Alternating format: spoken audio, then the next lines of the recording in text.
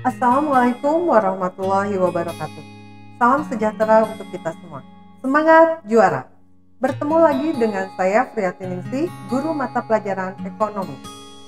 Pada kesempatan kali ini, saya akan membahas tentang jurnal khusus untuk akuntansi perusahaan dagang.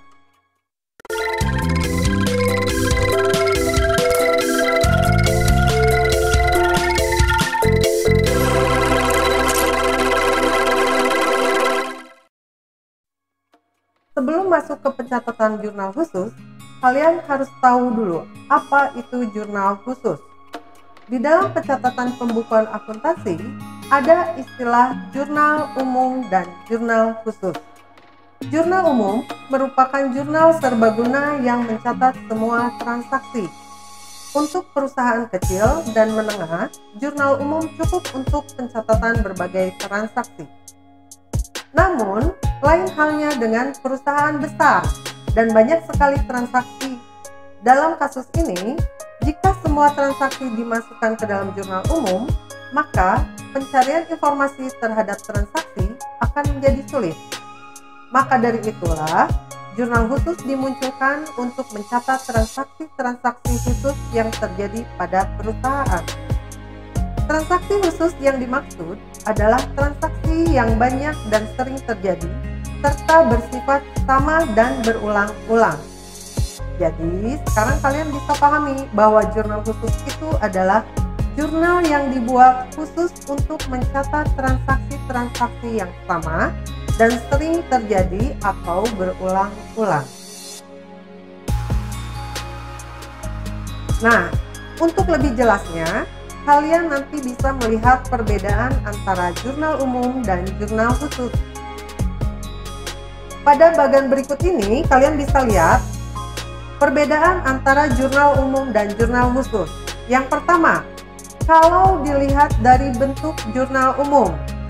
Kalau jurnal umum itu bentuknya terdiri dari 2 lajur, sedangkan untuk jurnal khusus terdiri dari banyak lajur. Yang kedua, perbedaan antara jurnal umum dan jurnal khusus. Untuk pemindah bukuan ke buku besar atau posting, pada jurnal umum akan dilakukan setiap terjadi transaksi. Sedangkan untuk jurnal khusus dilakukan secara kolektif atau berkala. Bisa per minggu, bahkan mungkin dilakukan per bulan. Yang ketiga, perbedaan jurnal umum dan jurnal khusus. Untuk pencatatan pada jurnal umum, semua jenis transaksi harus dicatat secara kronologis. Maksud secara kronologis itu adalah berurutan tanpa ada yang terlewat.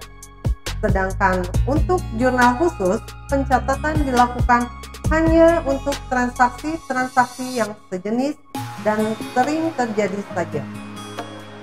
Yang keempat, pelaku atau orang yang melakukan pencatatan jurnal.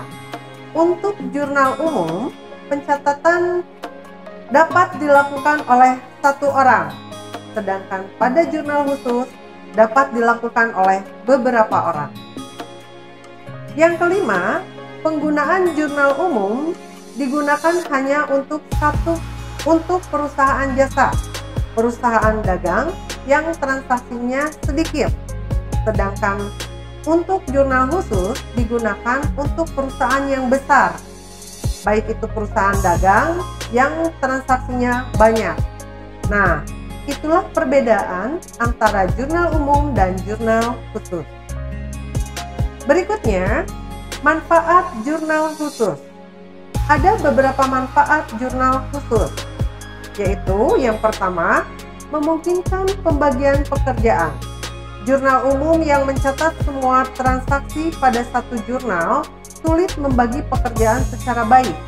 Lain halnya dengan jurnal khusus. Pembagian pekerjaan ini bisa dilakukan dengan baik karena terdapat beberapa jurnal sesuai dengan jenis transaksinya. Jadi, bagi perusahaan yang besar, sangat mungkin 1 orang menangani 1 atau 2 jurnal. Bisa jadi hanya 1 orang pegawai yang bertugas untuk mencatat jurnal pembelian dan jurnal pengeluaran kas. Ini akan mendorong adanya spesialisasi dalam penanganan suatu pekerjaan, sehingga hasilnya akan semakin baik. Yang kedua, memudahkan posting ke akun buku besar. Salah satunya tujuannya menyelenggarakan jurnal khusus, yaitu supaya lebih mudah atau lebih praktis melakukan posting atau pemindah bukuan ke buku besar. Yang ketiga, memungkinkan pengendalian internal yang lebih baik. Pengendalian internal akan lebih baik jika hanya satu orang petugas yang menangani satu atau dua jurnal khusus, bandingkan dengan satu orang yang hanya menangani semua jurnal. Yang keempat, memudahkan pemeriksaan secara berkala. Pemeriksaan kembali biasanya terjadi secara berkala dalam sebuah perusahaan, baik secara internal maupun eksternal, oleh auditor publik.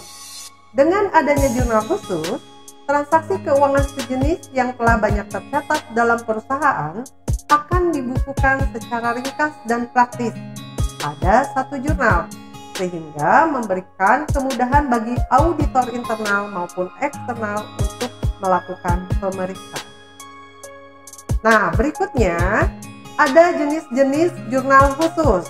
Kalau yang kalian ketahui, jurnal itu hanya jurnal umum satu bentuk bagan untuk akuntansi perusahaan dagang karena terjadi transaksi yang sering dan berulang-ulang, maka dibuatlah jurnal khusus. Nah, transaksi yang dicatat dalam jurnal khusus ada bermacam-macam. Maka dari itu, jurnal ini dibagi ke dalam 4 macam. Nah, berikut merupakan jenis-jenis jurnal khusus yang perlu Anda pahami.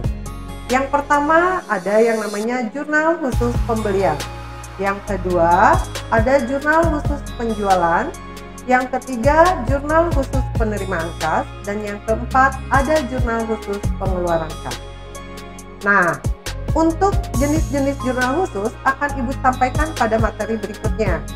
Demikian penjelasan materi mengenai jurnal khusus akuntansi perusahaan dagang. Mudah-mudahan kalian bisa memahami dari penjelasan yang sudah Ibu sampaikan.